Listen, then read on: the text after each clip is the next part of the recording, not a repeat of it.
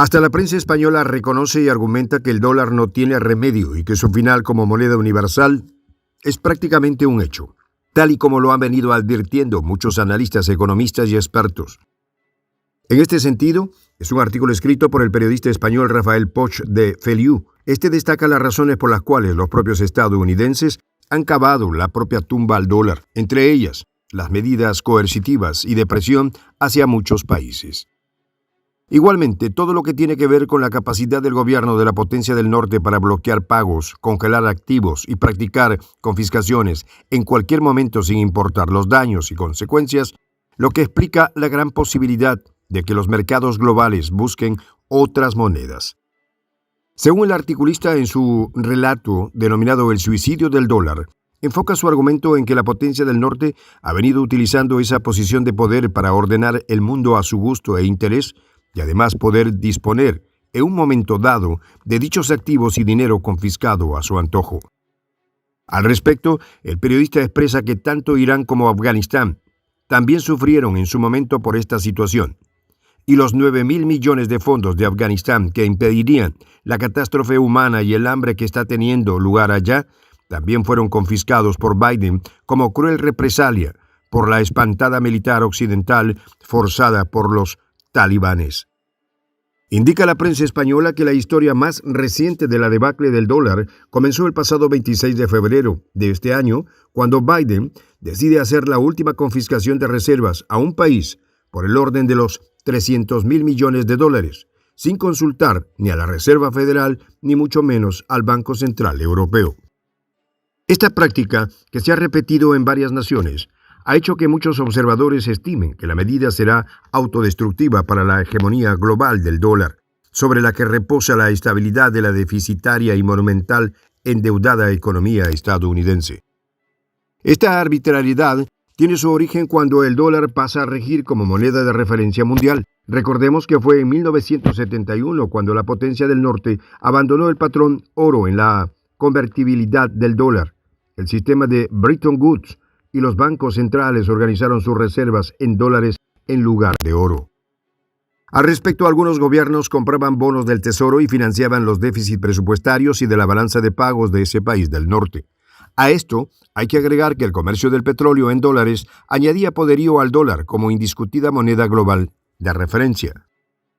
Otro ejemplo de la arbitrariedad y supremacía de Washington es cuando el año pasado el gobierno de Inglaterra le robó a Venezuela el oro que ésta tenía en el Banco de Inglaterra y del que Caracas intentó disponer para comprar recursos médicos contra la pandemia.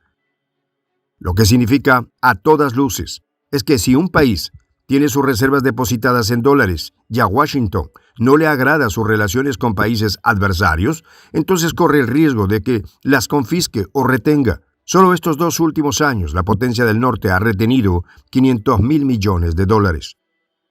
Agrega el periodista español sobre este asunto que un analista alemán del propio Financial Times asegura que han convertido los depósitos en euros y dólares en un factor de riesgo. Confiscando los fondos de Afganistán, Venezuela e Irán, han politizado el mecanismo de pagos y transferencias del SWIFT y por ende disminuye la influencia global de Washington. Según la Academia de Reservas de Divisas del Norte, la parte de las reservas en dólares mantenidas en economías emergentes por los bancos centrales se redujo en 12 puntos porcentuales desde el cambio de siglo, desde el 71% en 1999 al 59% en el 2021. Esta proyección se ratifica desde hace 8 años, cuando la potencia del norte impuso sanciones en Europa. La participación del dólar en el conjunto de pagos internacionales ha disminuido 13,5 puntos. Pasó del 60,2% en el 2014 al 46,7% en el 2020. Por eso el dólar se ha convertido en una moneda tóxica. Esta tendencia de acabar con la hegemonía del dólar no es nueva. En Latinoamérica desde hace varios años muchos líderes han tomado iniciativas que, si bien no se han concretado, han sentado las bases para culminar con su supremacía. Uno de los primeros fue el expresidente venezolano Hugo Chávez, quien propuso la moneda llamada el sucre para intercambio comercial y de productos, incluso petróleo, en países suramericanos. Idea que fue llevada a varias cumbres, entre ellas UNASUR y el ALBA. Otro de los que inició el ciclo de salir del dólar fue el expresidente brasileño Lula da Silva, quien apostó por la construcción de un bloque no occidental de la economía global. Esto daría un vuelco de manera mancomunada al dólar y todo su entramado. Lamentablemente, no pudo cristalizarse, pero con un posible da Silva al poder nuevamente podría resurgir.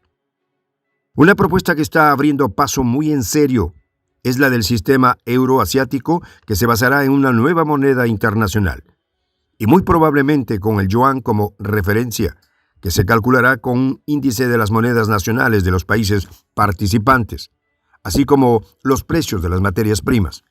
El primer borrador se discutirá a finales del mes de abril. Sobre esta posibilidad, el sistema euroasiático estaría destinado a convertirse en una alternativa seria al dólar, ya que puede atraer no solo a las naciones que se han unido en torno a ello, sino también con los principales actores de la Organización de Cooperación de Shanghái, así como la ASEAN. Los países de Asia Occidental como Irán, Irak, Siria, Líbano, estarán inevitablemente interesados. Cabe mencionar en esta gama de propuestas para enterrar el dólar a las criptomonedas, y se caracterizan por ser resistentes a la censura y al abuso de poder, como el Bitcoin. Estas forman parte de los reclamos que han hecho los Bitcoiners desde hace ya más de una década y que ahora es encabezada por los mandatarios de países sancionados por la Casa Blanca. Venezuela es uno de ellos, y frente a las sanciones impuestas por la Casa Blanca, decidió crear su propia criptomoneda anclada al precio del petróleo y trataron de comercializar su producción de crudo en divisas distintas al dólar. Irán fue otra de las naciones en seguir este ejemplo, promoviendo pagos transfronterizos con criptomonedas y legalizando la minería de activos criptográficos en la región. Es indudable que la potencia del norte había logrado la hegemonía global del dólar. Esto básicamente por ausencia de alternativas. Entonces, destacan elementos claves que han tambaleado al dólar a partir del 2012 y hoy ponen en un lugar de extrema debilidad en las mesas de negociaciones. Sobre esto, además del periodista Rafael Poch, el Instituto Gokhale de Política y Economía de Pune, India, pregunta sobre las consecuencias de no hacer pedidos petroleros en dólares.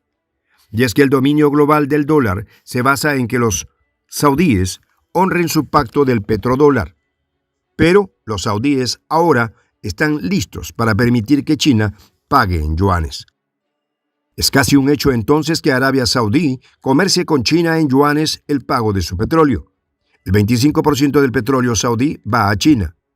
Que el petróleo deje de venderse en dólares no equivale a una quiebra de la economía de Washington y un jaque mate al dólar.